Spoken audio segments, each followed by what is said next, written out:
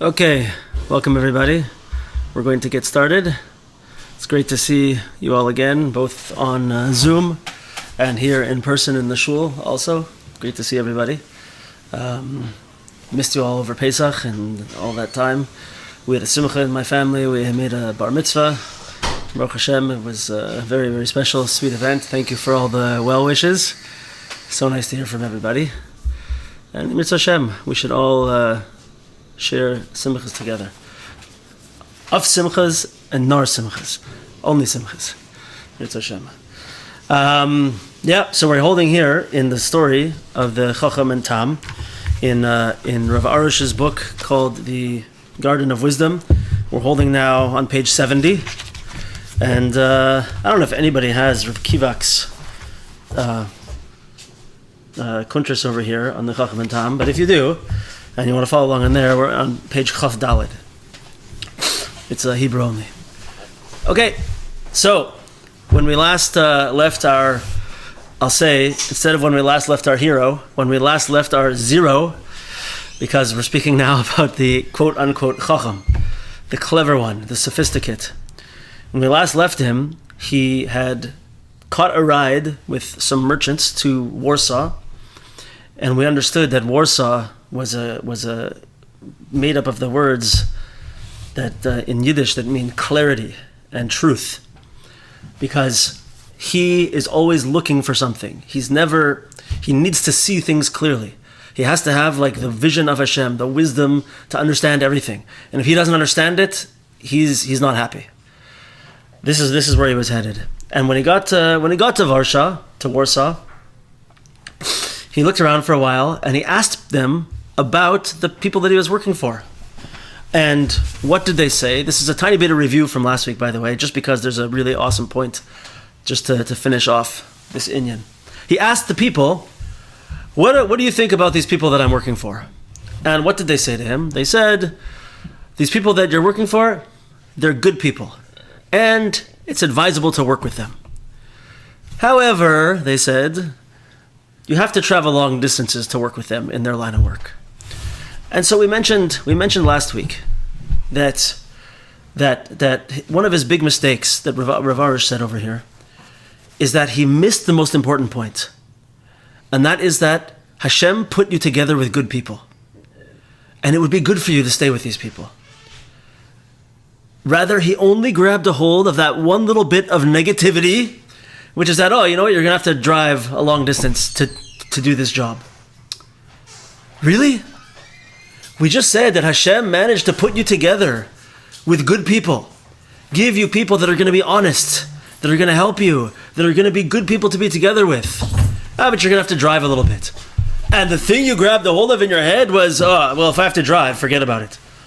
Hashem just matched you up with amazing people that you could trust. What a gift. And he chooses to ignore this and only see the negative aspect of it. What a shame. So I just wanted to bring a few words here from Rav Kivak. He says, V'zeu shigayon ha'chochma.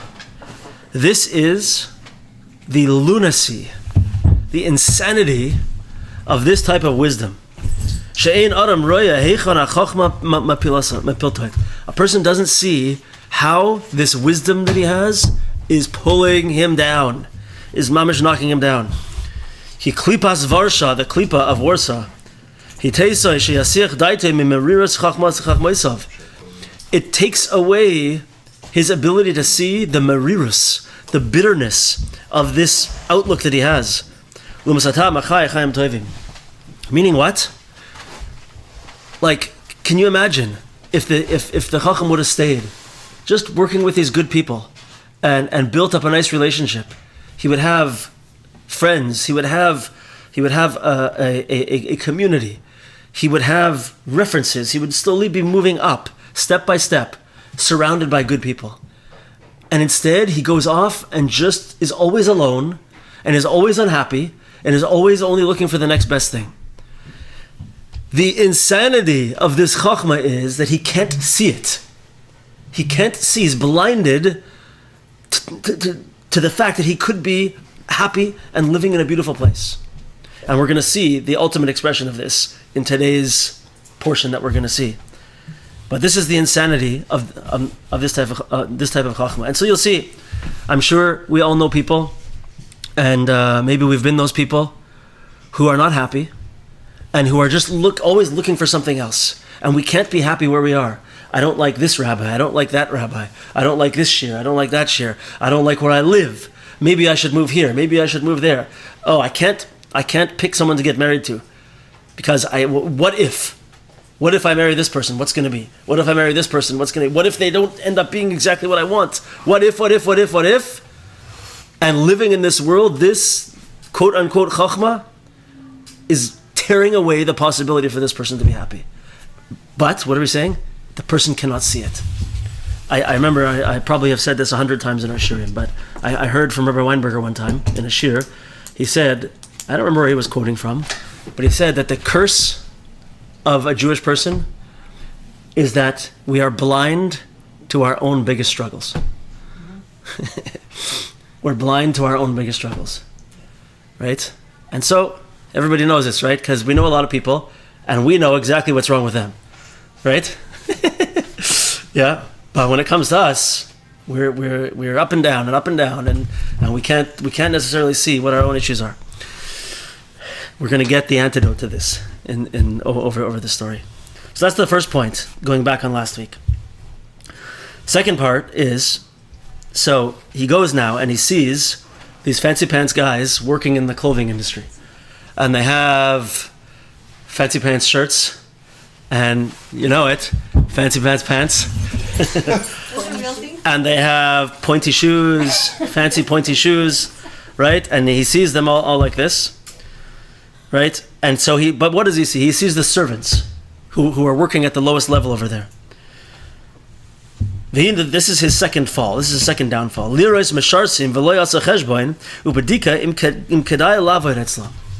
sees now the servants in this industry, like the lowest level salesman, I guess. And he's attracted to it, but he doesn't stop and think, is this where I should focus my energy?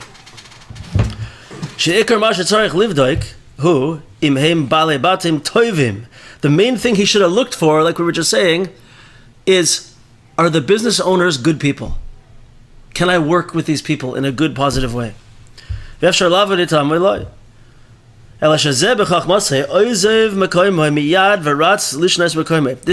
his big wisdom, is he has to leave one place and go right away to the next place. He can't stand staying where he is. Before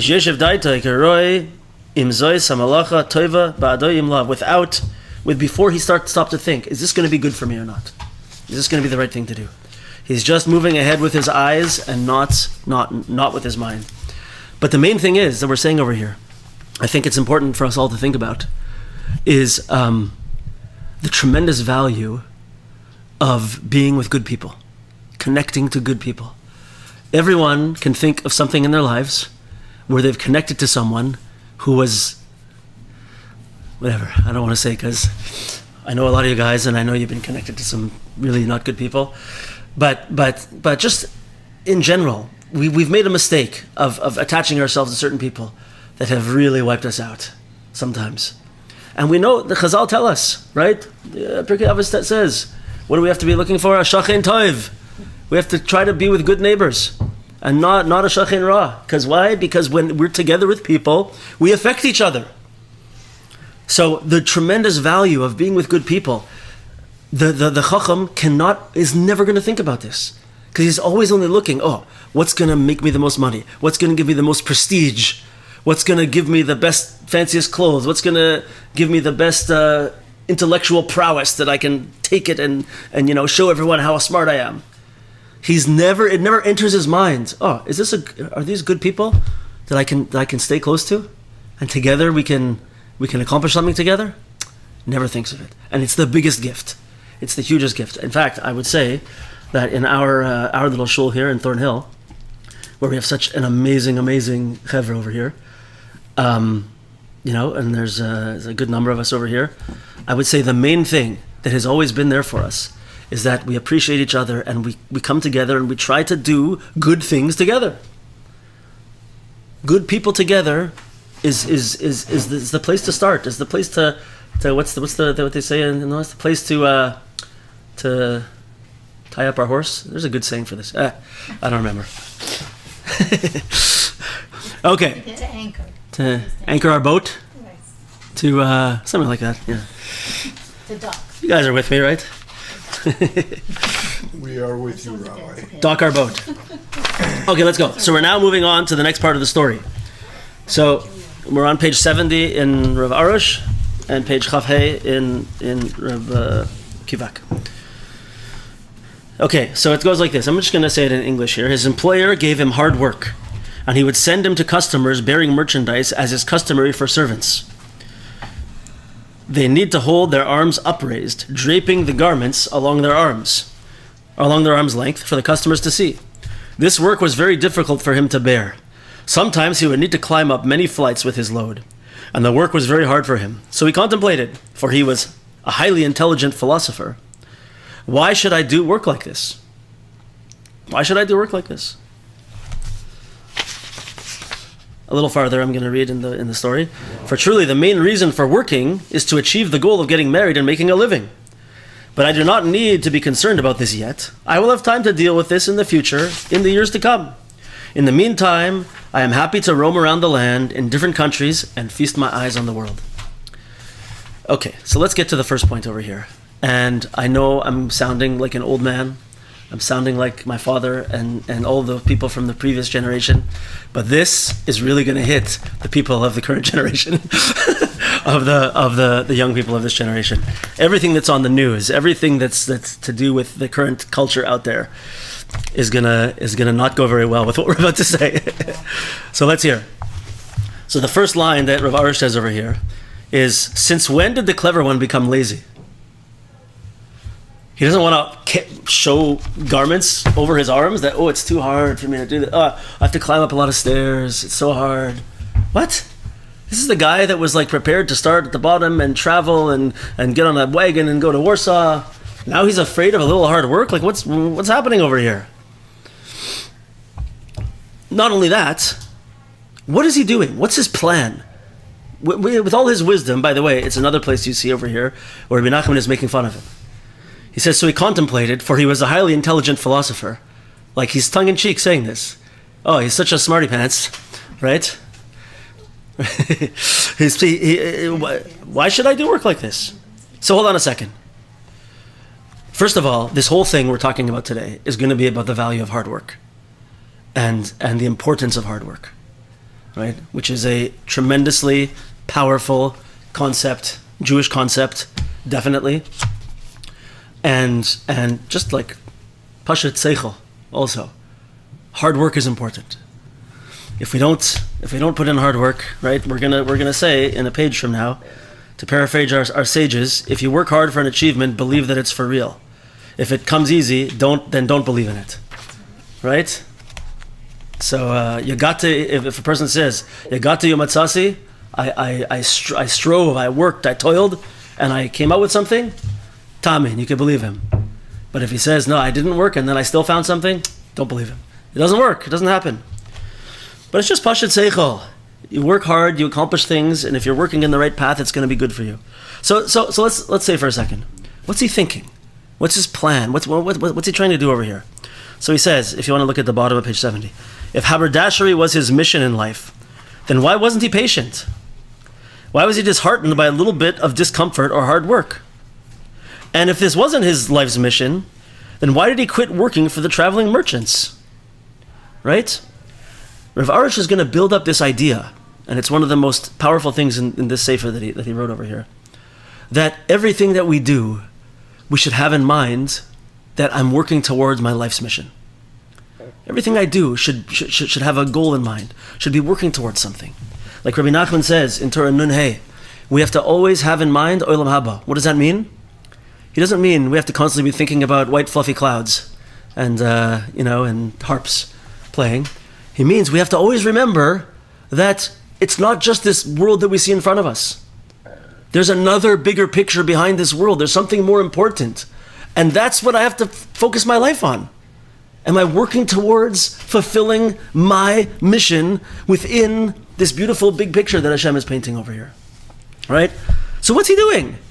If this is what you're building you towards your life's purpose, so do it and work. Put effort into it and be happy. And if not, then why didn't you leave where you were? Hashem put you with good people in a good place and you left it. Shoite. And we call him a Chochom. The fact that the clever one's eyes and urges overruled his brain led him to confusion, disorientation, and mistakes. He was drawn by his eyes to the sheker hachein, to the false beauty of the world, of the fancy clothes and everything, and he was drawn after that. And because he allowed himself to be drawn after that, he's now no longer on the right path. He's making mistakes, and he's doing the wrong things. So Rav Arush says, starting from the bottom. So what is he missing? I'm saying it in a few more words. Rav Arush says he's missing emunah. He's missing the knowledge of hashgacha pratis, of divine providence. And this emunah is expressed in this inyan of happy with one's lot in life. Sameach b'chalkai. So he lost interest in anything that didn't give him immediate gratification. Instant gratification. So two things now that we see that is something that people talk about in the world nowadays. That are not valued, or that are not valued and then yes valued. First is the value of hard work. We see people don't want to work. I work in the wine business, so we have a few vineyards, and it's like this in America also, and everywhere. Australia? I just spoke to a friend. I'm sure it's the same, but we will never be able to, except for me and my son who comes and helps sometimes. You will never find Canadian-born people who will come out and work in fields, do the work in the fields, even if they have no money, even if they have to collect welfare checks and do whatever they have to do, and they're poor and destitute. Only foreign workers will work in the fields, and that's the least of it. You see everywhere there's labor shortages, but there's an abundance of people who are not working. People don't want to work. This is what's going on right now. I'm wondering to myself, what were they thinking? What was it like for our parents and grandparents who used to say this about us and our parents? We might have been pretty hard workers. Can you imagine if they saw it nowadays, what they would be thinking? Oh my gosh, they couldn't take it. Right? So what's going on? And the second thing is this inyan of instant gratification. Like, this is something that if we're not totally engaged in every moment, it's like we can't hold on. How can you accomplish something that takes time and takes patience and takes effort? We finished 30-something shiurim on the Lost Princess, on the what's it called? Story of Our Lives, right? Was it easy to come out to all those classes? Was it easy to go over and to commit and to work and to go through? Was every moment of the class exciting? No, not every moment, right? It was good material, though. I have to give it. Yaakov Klein wrote an amazing sefer. It was pretty good, right? But what I'm saying is that how many people are sitting? How many people? Here's the question. You guys answer me. There's a Leaf game tonight. Leaf game tonight. Little bit off topic, but how many people do you think we have a YouTube channel with our shiurim on it? Right? Most of our shiurim are about an hour. How many people do you think go onto YouTube and watch one thing for an hour? Very, very, very few. So people who watch shiurim do, of course, right? But most people, why are the most successful things on YouTube are like 30 seconds, right? Short things, because if after 30 seconds it starts to dwindle in its ability to engage us and to light our brains up and to put whatever those chemicals are, serotonin, uptake, I don't know what they are. I'm making up words now. But, right? But if it doesn't engage us absolutely for every second, right? We're out. And make us feel good. We're out. Sima, you want to say something? 1 second, hold on. I got to turn the volume up. Yeah, go ahead. Or at any time. You used to have all the shiurim were like an hour. Like you would go on and you pick somebody that you were following at an hour. That, let's say about 8 years ago. Now, they have these like short little 7-minute clips and 2-minute clips. I know. It's most like that. And even the longest year is like 30 minutes. It's changed completely. I'm totally on your team. I feel this about Torah anytime also. I want to listen to, I'm somewhere, I want to listen to a long shiur, and everything's like 5-7 minutes. I don't want it. Right? Yeah. So I hear you. Yeah. This is where we're at, right? Instant gratification we have to have with everything. So this is what he's going after. Rabbi Nachman is telling us, don't get trapped by this. You know, let's say it again. We have to say it at least for every book that we study. But Rabbi Nachman said about his Torah that ha'isha li tukad ad bias HaMashiach, that my fire is going to burn until the coming of Mashiach. And we see that the longer we go, the more relevant Rabbi Nachman's Torah is. And the more it suits us. He's telling us right here, with the story of the Chochom and the Tam, exactly what we're facing nowadays. Mamish. So this is it, instant gratification. This is where he's following. And when he's only looking for instant gratification, he's not on the path to accomplish his mission in life. A person should be happy. So next paragraph. A person should be happy with whatever he is currently doing, since this is the product of divine providence. So I put a big star by this, right? Because it's the same thing. Don't forget, Torah Nun Hey in Likutei Moharan. We always have to be thinking about Olam Haba, right? The Baal Shem Tov said this also. And thinking about Olam Haba means that there's another dimension. There's another thing going on behind the scenes. It's not just this simple illusion that's in front of me, right? So if a person is always thinking, what's my Olam Haba? That doesn't mean what's my reward. I'm not looking for what's going to be in my bank account by the time I get up into my fancy bed on the fluffy clouds. No. What's my part in perfecting the universe? What's my part in attaching myself to HaKadosh Baruch Hu? In leaving behind the negative aspects of the physical world and getting close to spiritual purity and connection? What's my goal? What's my part? What's my mission? What are the things I have to do? And if that's what my outlook is, that's what it means to be thinking about Olam Haba all the time. If that's what my outlook is, then my life is so different. Why? Because every moment of my life is me realizing that Hashem is giving me the opportunity to achieve this at every moment. He's putting me together with the people I need to be with. He's putting me in the places I need to be. He's giving me the talents I need. He's giving me the challenges that I need. Everything is here right now for me to connect to HaKadosh Baruch Hu in the deepest way, to accomplish my mission in the world. Right? So that's what my every moment is. That's why a person should be Sameach Bechalkoi. Not because we should just learn to deal. That's not what Sameach Bechalko means. Just learn to deal with being happy with nothing. It's maybe a good advice anyway. But that's not what it means. It means that whatever you're having right now, you should be ecstatic. Because this is Hashem giving you what you need and helping you along your path. And if things are hard, it's just He's trying to nudge you back on. We went the wrong way a little bit. He's nudging us back. So, yeah. Perseverance, patience, and happiness with one's current lot in life are the keys to success. Perseverance, patience, and happiness with one's current lot in life are the keys to success. This is such... I don't know if everybody appreciates these words as much as I love these words. I love these words. We're going to see something in let me see if I have it here. Yeah, listen to this. This is just a quote from Rav Kiva. Kaval Tam, but the Tam. Every day, the Tam is filling up his day with fullness and with something that's building. Even though his work is not perfect, his avoid isn't perfect. But what does he do? He grabs half an hour of Tikkun Chatzos today. He takes half an hour before morning and davens a little bit. And every moment of the day he's besimcha. Why? With this, how much was I able to accomplish today?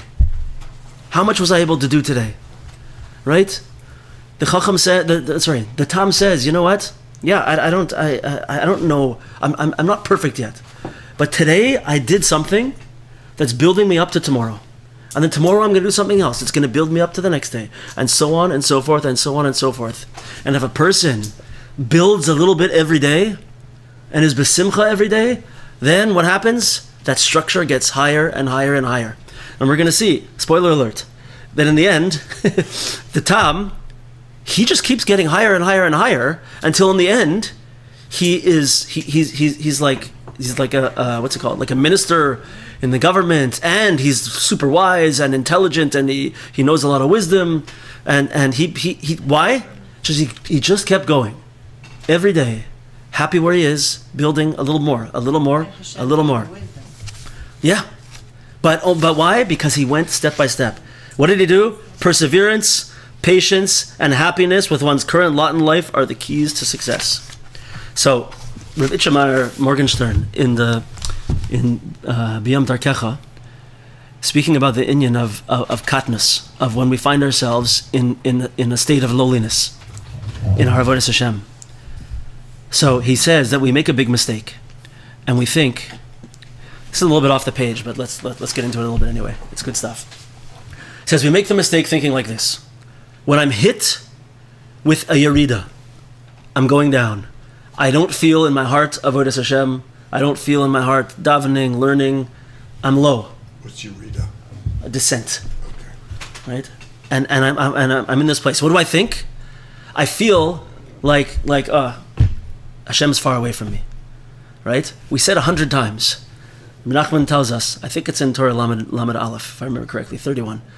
That's not the story at all. First of all, we have to remember that when we feel like that, it's not because we fell backwards. It's because we moved up to a new level.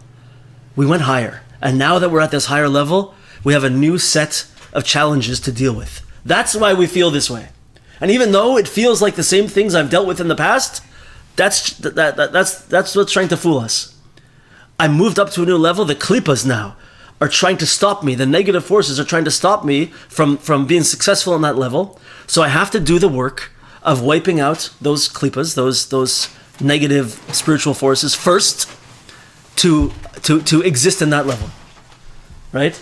So this is the real reason why life is always up and down and up and down and up and down. Why? Because it's not. It's always up. A Jew is always moving up, he says. Every moment of every day, we are getting closer to Hashem. Rav Kook says the whole entire universe is all moving and returning and pulsing with teshuvah, is all moving back to its original source, back to Hashem. The whole universe is doing this, right? And this is what we do. This is what our yeridas are all about. We're never going down. We're always moving up. And so, it's we can't think this way. So he says, just along the lines of what we're saying over here, this is such a beautiful way to think about it. So what happens to a person when they're in this yerida, when they're in this lowered state, is they tend to not daven, not do mitzvahs. They tend to want to withdraw and to not engage in these things. And he says that's actually the time when our work, our avodah, is to do those things, davening, Torah, mitzvahs, even in an outer way, without feeling it. Usually we never say things like this. Usually, what do we Hasidim always want to say? Oh, you have to do it with hearts, and you have to, with depth and emotion and everything, right? But when we find ourselves in this state, our purpose is, our job is at that moment, is to do the work without the feeling. Why? This is the kicker. Why? Because it's those things that we continue doing at that stage that are actually building the foundations of the palace of the next level. It's those things that are giving us the groundwork. They're laying the groundwork for the tremendous sense of feeling and meaning and connection that we are about to achieve. But if we don't hang on and keep the Torah and the mitzvahs at that stage, we're going to be stuck. That's the perseverance you're talking about. We're going to be stuck, yeah. So patience, perseverance. That's why he says over here, you know what? You don't feel good about davening today? What does the Chochom do? He's like, this is all pointless anyway. I'm not going to, I don't even feel like it, so what's the point? That's what the Chochom does. What does the Tam do? he says, okay, Nebuch, I don't feel so great, but you know what? I'm going to chapa shacharis now. I'm going to go daven. Okay, I'm going to learn a little bit. I don't feel like I can learn as much as I want to, but you know what? I'm going to learn whatever I can. And he does it, and he says, this is where Hashem put me right now. Hashem wants me to serve him without a lot of feeling right now. I'm going to do it. And that tam, with that sense of tamimus, what a beautiful example of tamimus. He is the guy who's going to be stuck there for a short time, and then he's going to move up a little bit. And he's going to keep doing that and keep doing that, right? Because he's every step, he's holding on and laying the groundwork for the next level. It's a little bit deep and a little bit off of the straightforwardness of this story, but I think it's amazing. It's amazing to think. So we got to listen to this. Patience. What is it again? Perseverance, patience, and happiness with one's current lot in life are the keys to success. Okay, very good. Yep. Okay, so let's move on to the next part over here. Page 72. For truly, the main reason for working is to achieve the goal of getting married and making a living. Okay, so first of all, the Chochom has decided that he figured out what the purpose of the universe is, and that's that he should get married and make a living. Problem number one. So, Rav Arush says his goal of getting married and making a living shows that he has no connection with Emunah, and really, I would say, in the purpose of existence. Nothing, even... Everyone knows getting married, having a house with Shalom bias, Kodesh Kadashim, right?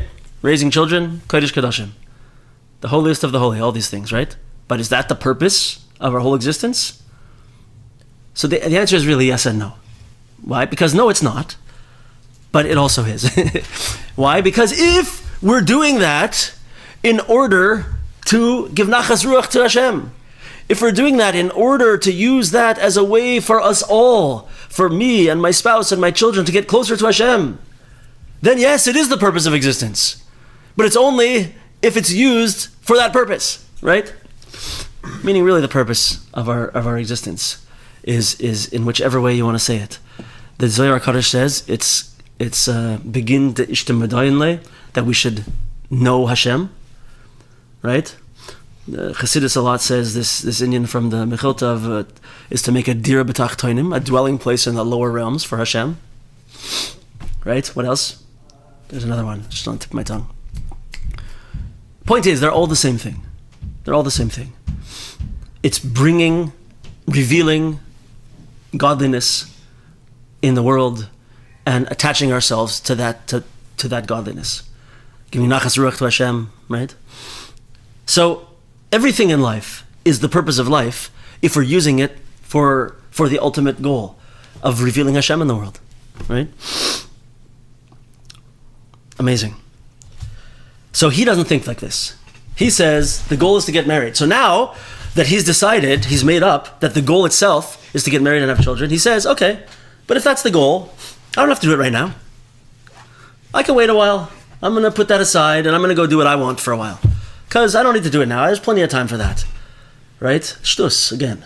Right? Insanity. If that's how I see it, that is the person who doesn't see Olam Haba in the world. The person who sees the bigger picture, who sees the Olam Haba, is like, every moment is valuable. Every hour is valuable. I'm going to get married now because I'm going to start. I'm going to build a house. I'm going to build a makom shalom bayis. A makom hashras hashechina, the place where the Shekhinah is going to dwell. I'm going to move forward. I'm going to do these things, right? I'm not pushing anybody, by the way. I'm just, it's the thought. It's the understanding. It's the thought. It's the thought of it, right? What am I doing it for? If I'm doing it for the right thing, then I'm going to go and do it. I'm going to do it right away. The failure, top of 73, the failure to connect marriage and his mission in life leads the clever one to delay getting married. He doesn't connect the two. He doesn't think they're the same thing. We see this all around us. People who are far away from Hashem delay the mitzvah of getting married. On the other hand, tzaddikim marry at a young age. I am not, let me be clear, I am not saying anything negative about someone who is trying to find a marriage partner and is having a hard time. Definitely not. Everyone has challenges and they all have to deal with it, and my heart breaks and we daven for people all the time, and we try to make shidduchim, and we do whatever we can. Of course, I'm really, really, really not saying that.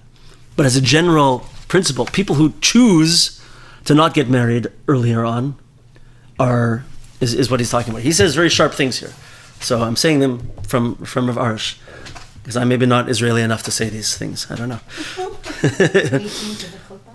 People who are far away from Hashem delay the mitzvah of getting married. On the other hand, tzaddikim marry at a young age, at a very young age.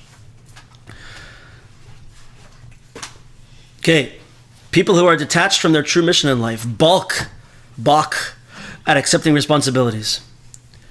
With emunah, the money in one's pocket assumes a new and more meaningful dimension. Rather than using money aimlessly to wander around and look for entertainment, temporary gratification, the money of an emunah-oriented person becomes a wonderful tool to honor the Shabbos, to cherish their wife or husband, educate their children in Torah.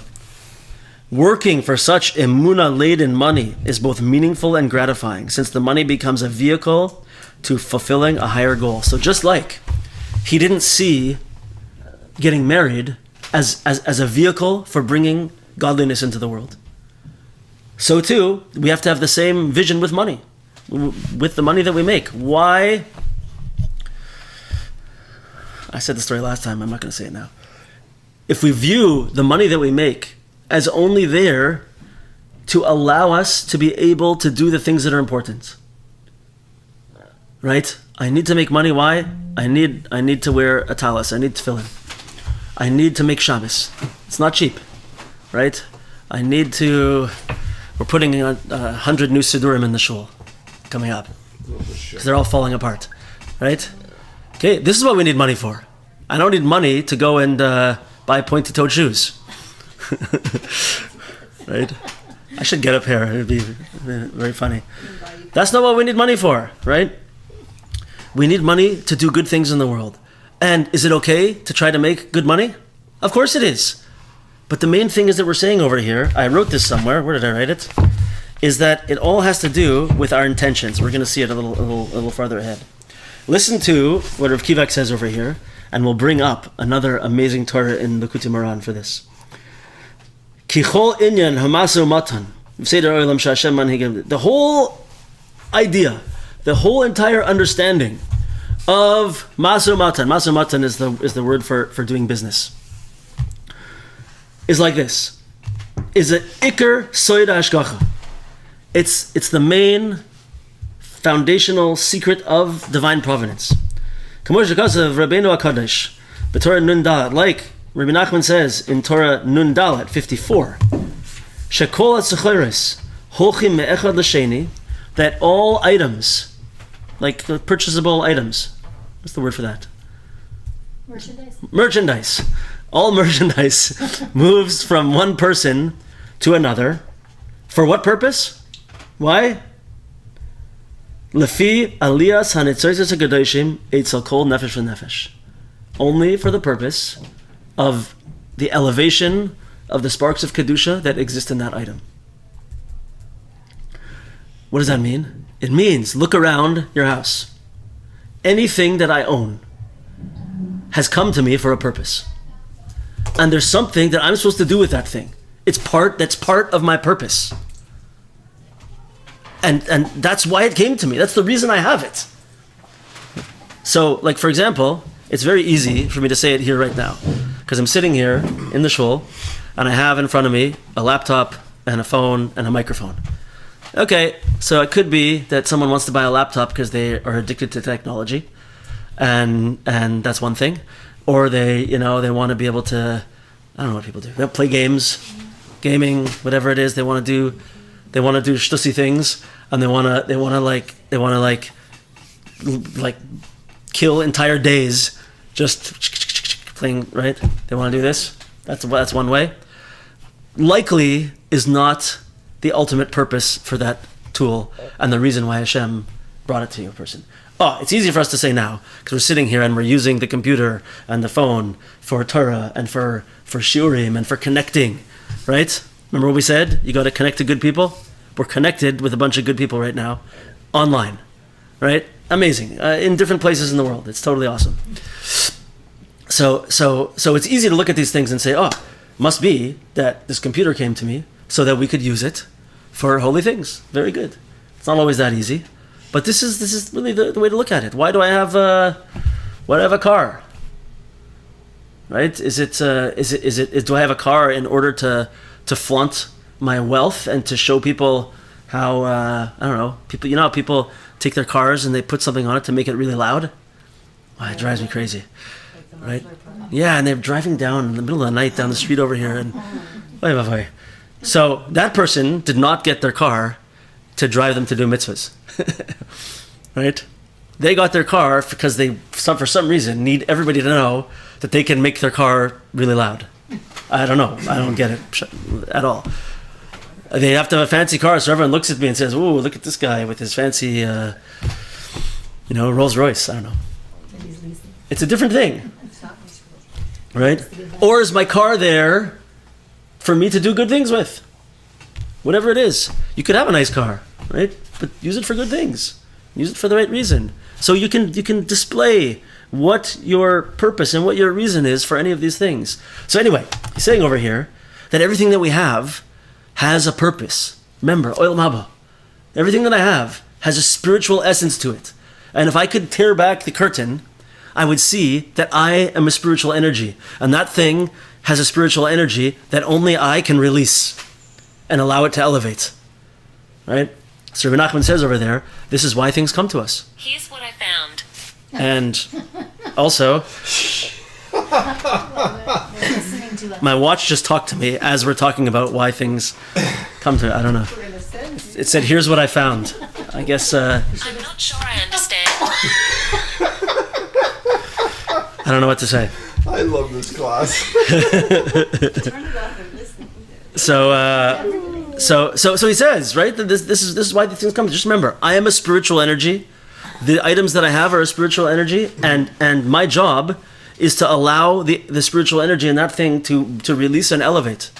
So you see the importance also of the mitzvahs of like not stealing, right? Or not forcing someone to give you something that they don't want to give you. Why? Because it's not mine. I'm taking away the ability for that spark of kedusha, of holiness, to be elevated. I'm stopping the perfection of the universe by taking something that's not mine. And if I don't do what I'm supposed to do with that thing, I'm preventing the perfection of the universe. So too, he says over there in that Torah, sometimes you see that someone has something, and then after a certain amount of time, they give it to someone else. They're like, I don't want this thing anymore. I put it up for sale, whatever it is. I happen to we used to have a tenant in the basement before, when the shul was half the size. And so just before we expanded the shul, we bought a new washer and dryer because it broke. And then right away, like a month later. So we had that washer and dryer, and I put it up for sale just before Pesach. And one of the rabbis in the community needed it, so we gave him a good deal, and he still has to pick it up. But it's so it's going to go to him, right? Meaning what? Because sometimes we have something by us, because we have a certain mitzvah, a certain thing that we have to do with that item. And when we're done, it's going to go to another person because they have something to do with it that I can't do. Right? He says not only that, he says sometimes that thing will come back to the person, to the original person. Why? Because maybe in the first place, I wasn't ready yet. I wasn't ready to do what needed to be done with that thing. So it had to go to someone else for a while. And then it came back to me, and now I've grown and I'm able to do something with it. This is the vision of Olam Haba in the world. This is the way the Tam sees the world, that everything is Hashgachas Hashem. Everything is divine providence. Right? Meanwhile, the Chochom is just letting his eyes take him to whatever looks yummy. Right? Amazing. He makes an interesting point over here, just as an aside. I don't know how far we're going to get here today, but he makes an interesting point. Everyone knows that Likutei Moharan is tremendously deep, right? And it can be very complicated at times, as we all know. So he says over here, it's interesting. He says, even though we learn Likutei Moharan and we try to pull out deep wisdom from it, very, very deep ideas, and we do, and on our level, we take out whatever depth we can extract, and it goes way, way beyond that, of course, right? This is what we do. But he says, Neda. 1 second. Neda ichlin atzal mizel ma'isa. Ki bevadai ikar ha'aras ma'aseh hatam hu ayedei kriyas haloshen shel Rabbeinu HaKadosh kamoishu b'tmimus. He says, we're taking deep wisdom out of this story that we're learning right now. But he says, the main way that we're going to be saved from all of the problems of the Chochom is just by reading the simple words of the story that Rabbi Nachman wrote. Right? So we have to remember, while we're learning all this deep stuff and going off the page and having fun, it's fun for me anyway, right? We have to read the simple, plain words that Rabbi Nachman wrote. We should read it like all the time. And that's really going to give us the juice. Okay, so let's skip over here to Rav Kivak now. We asked, Rav Arush mentioned that what happened to the Chochom? He all of a sudden became lazy, right? He was gung ho, and now he doesn't want to walk upstairs anymore. He's afraid to walk upstairs. That's it. That's why he's quitting now. He doesn't want to hold the garments up on his arm. It's too hard for him. What happened? Ha'emes. Shakol b'hashgachas Hashem. Everything is the hashgach of Hashem. Gam al ha'na'alayim balei achein b'chol nesiyas ha'sechoros al ha'aliyos. The shoes of those fancy pants people. That's how I'm translating balei achein, by the way. And all of the carrying of the merchandise up the stairs, al ha'aliyos. Zehu ikar emes. This is the real main aspect of the truth. Laleches midarga ledarga is to go up step by step. Shezeh derech ha'olam shekedei lizkos le'ezi aliyah. This is the way the world works. If you want to make an actual ascension, you want to really actually move up a little bit. You want to lift yourself up. Tzarich le'is'ametz v'la avoid kasha. You have to strengthen yourself and work hard. And then afterwards, you'll go up a little bit higher level. Right? So, once again, the same thing that Rav Arush said. Hard work is tremendously powerful and important. We have to work hard. We have to put in effort. Ubenatayim. And in the meantime, when we're in the middle of it, when we haven't gotten up quite to that next level yet, we have to be happy with this that we have, with tamimus, with simplicity. And not to cry that I haven't reached the top yet. So this is the beauty of the way Rav Kivak goes into the words of Rabbi Nachman. You hear what he's saying over here? The Chochom didn't want to climb up the stairs and didn't want to carry all the merchandise up. He says this is exactly the point. This is exactly the problem. Is that in order to continually rise up and up, we have to do hard work. We have to carry the heavy merchandise. And you know what else we have to do? We have to go one step at a time. The Chochom is just saying, I want to be up there, and I'm down here right now. There's no elevator. The stuff's heavy. This is not for me. This is not for me. This is what he says. Right? He doesn't realize that that's the whole point, is to carry some heavy stuff, do some work, and go up the stairs, one aliyah at a time, one step at a time, right? And in the middle of it, I'm not at the top yet. Just to be thinking, okay, Baruch Hashem, I'm here, and I'm able to climb the stairs. I'm doing work. I'm able to climb up the stairs. What a powerful, powerful inyan.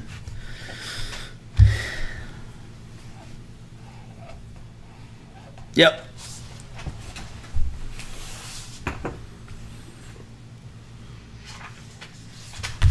Okay, sorry for that pause. So he doesn't see what the goal of everything is and why he needs to get married and what's the purpose of everything. He's totally separated from the purpose of what he's doing. So, you know what? Maybe we're going to hold it here. That's 50 minutes. And we're kind of in a good place to stop here. We got a lot still to go with this aspect. You know what? One more. 4 more minutes. For 4 more minutes. Okay, so he decided, I'm not going to do this now. I'm not going to get married now. Why? I got time for that. Now I'm going to run around. I'm going to see the world, and just enjoy things according to the way I want to do them. So, since he delays accepting, this is top of page 74, by the way. Since the clever one delays accepting the yoke of life, he loses all connection with life itself. We have nothing but the moment at hand. The past is gone and the future is not yet. Therefore, when we squander the moment at hand, we squander life itself. Any time we use anything for other than our purpose in life is wasted. It's a little bit harsh, and it's a little bit daunting to say that if we're not every moment working towards our ultimate future and goals, we're wasting time. Okay, we don't have to be perfect. This is part of the problem. We don't look at that and say, well, I can't use every moment properly, so I better just give up. No. We're going to make mistakes and we're going to waste time. It's going to happen. But it's the outlook and the way that we have to train ourselves. He says, he says a little bit later on, somewhere, I think we passed it already. Yeah, here we go. Look at the bottom of page 75. A 10-day breather to backpack up in the Rockies or the Alps is wonderful. Such a vacation is timely and rejuvenating and aids in fulfilling a person's purpose in life. Such periodic trips also broaden a person's horizons. Right? Are we saying that every moment you have to be like hyper focused and working on a plan? You know what? We need some time to rejuvenate. We need to spend time. That's part of our purpose. If I'm using that time to rejuvenate, to gather energy for the next, what it's like to go on vacation. If you work really hard, and then you go on a vacation for a week or so, right? A person can feel totally renewed, battery refilled, and then I go back to working. I get back to where I was. If I go and I say, you know what? I've been doing my job now for 6 months. I've been working hard. I've been stuck here in the certain whatever the situation is for 6 months. I've been in yeshiva for a long zman, 6 months, whatever it is. I've been working. Now I'm going out to Banff, to the Rocky Mountains. Not only the rejuvenation, but to now take a change of pace and to appreciate the beauty of the world that Hashem created. To go spend time in Muskoka, Niagara Falls, whatever you're doing, to spend time in nature and to be rejuvenated spiritually also. It's not wasting time if I'm doing it for the right purpose. It's all about my intention. It's all about what I'm doing it for. Motives. Some motives and intentions. We need to have breaks. Right? We need to rejuvenate. We need to sleep. We need to sometimes, Rabbi Nachman will tell us this, when we're experiencing sadness. He says, sometimes we have to resort to mili de shtusa. We have to do silly things to get us out of there. Right? But it's not wasting time and being silly and stupid.